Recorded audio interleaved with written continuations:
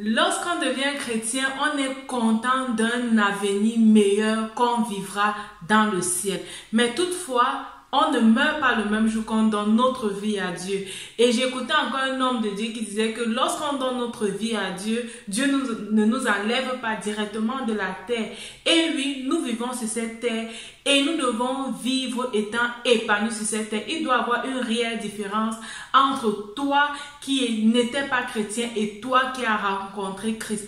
Il doit y avoir une réelle différence. Tu dois être épanoui. Tu dois amener la lumière de Dieu où tu es. Dans la vidéo d'aujourd'hui, nous allons parler encore d'être épanoui sur le plan spirituel, comprendre la parole de Dieu et je te donne 6 astuces que tu dois utiliser pour méditer efficacement la parole de Dieu. Tu vas en savoir plus, alors reste scotché.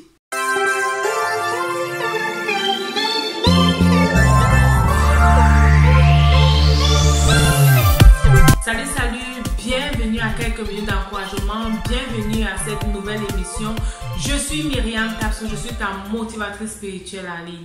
Sur cette chaîne, je partage avec toi les trucs et les astuces qui vont te permettre de vivre une vie épanouie sur cette terre, une vie épanouie sur le plan familial, sur le plan financier et également sur le plan spirituel. Dans cette vidéo aujourd'hui, nous allons apprendre 6 astuces, 6 stratégies que tu dois mettre sur pied pour efficacement méditer la parole de Dieu. Mais avant d'arriver à la méditation de la parole de Dieu, je vais te donner un peu la différence entre la lecture de la parole de Dieu et la méditation de la parole de Dieu.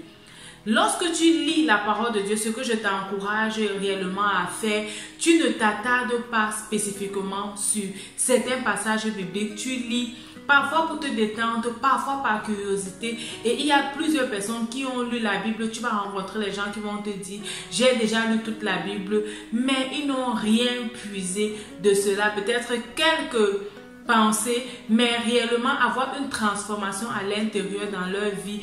Ils ne l'ont pas vécu. Pourquoi? Effectivement, parce qu'ils ont lu la Bible comme ils ont lu d'autres livres, peut-être les livres scolaires, ou bien comme ils ont lu les livres littéraires pour se cultiver dans un domaine. Alors, tu peux également lire la Bible de cette façon-là et je t'encourage aussi à lire la Bible, ok? Tu peux lire la Bible de cette façon-là, mais tu n'es pas réellement béni lorsque tu te limites à la lecture de la Bible parce que tu ne vas pas en profondeur. C'est ça la différence avec la méditation. Dans la méditation, on va réellement en profondeur. On ne s'arrête pas à lire, mais on prend du temps pour réfléchir, on prend du temps pour comprendre, on prend du temps pour implémenter également ce qu'on a lu. Aujourd'hui, je vais te donner 6 astuces, 6 façons de méditer la Bible qui va te permettre réellement d'être efficace dans ta façon de méditer. Alors, la première stratégie que je vais te donner, c'est que lorsque tu veux méditer la Bible, lorsque tu t'apprêtes à méditer la parole de Dieu, tu dois être réellement conscient que c'est la parole de Dieu. Ça doit être clair pour toi. Tu dois savoir que la Bible, c'est la parole de Dieu écrite. La Bible, c'est un livre qui vient de Dieu. Il y a des gens qui vont parfois discuter et dire que non, la Bible, ce n'est pas de Dieu. La Bible a été falsifiée. La Bible est montée, descendue. Non, si tu veux réellement méditer la Bible de façon efficace, lorsque tu prends ta Bible, tu dois réellement savoir que ça c'est la parole de Dieu, ça ce sont les choses que Dieu a révélées aux hommes et qu'ils ont mis par écrit pour nous éduquer, pour nous enseigner dans notre marche avec Dieu. La deuxième chose que tu dois savoir lorsque tu t'approches de la Bible, lorsque tu veux méditer, surtout si tu veux méditer efficacement, c'est savoir que Dieu parle au travers de la Bible, que Dieu te parle au travers de la Bible.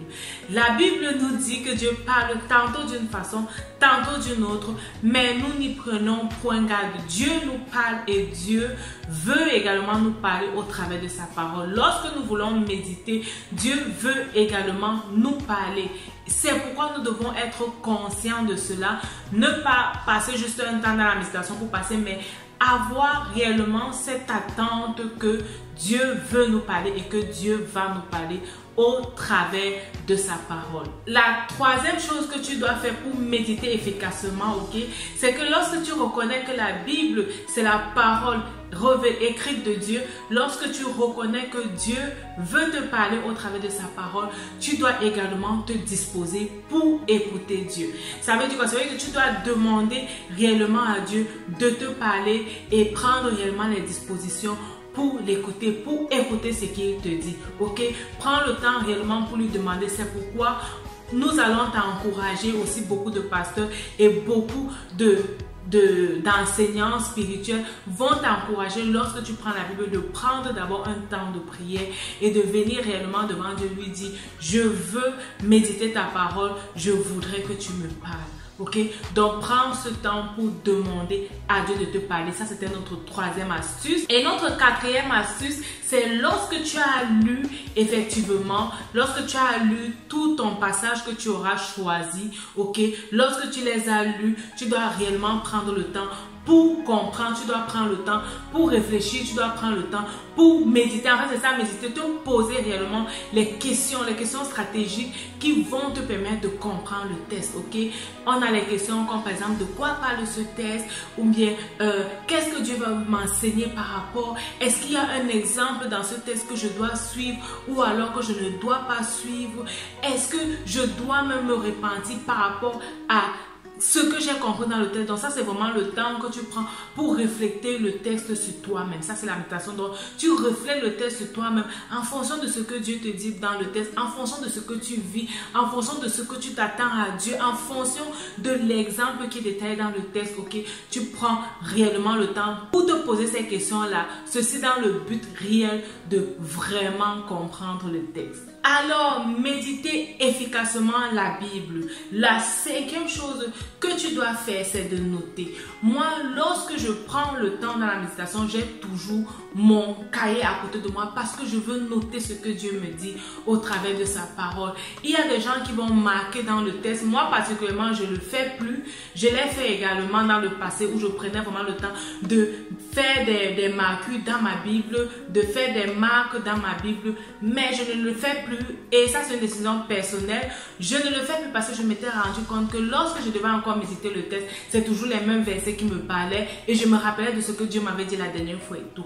Mais pour ne plus avoir à être confronté à cela, que c'est le même texte qui me parle parce que je sais que la Bible est toujours d'actualité, ok, et que face à une situation que je traverse, Dieu peut me parler dans le même texte, il peut me révéler une autre chose, ok.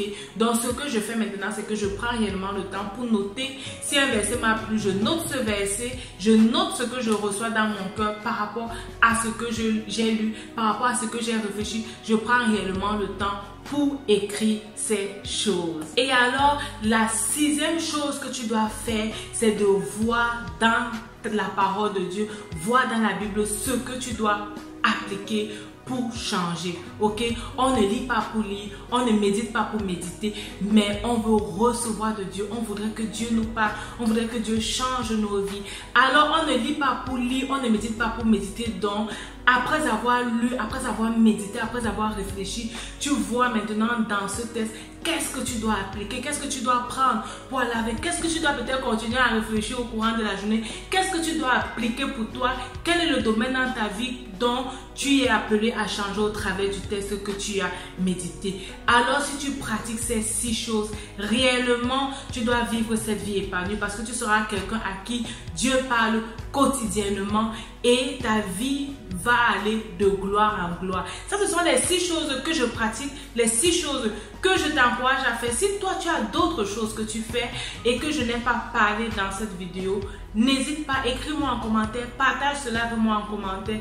Je serai contente de lire et d'appliquer également ces astuces dans ma vie de méditation. N'hésite pas à t'abonner et à partager cette vidéo pour bénir d'autres personnes. Rappelle-toi, ta vie c'est un don de Dieu et la façon dont tu la vis c'est un don que tu fais à Dieu. À la prochaine. Bye bye.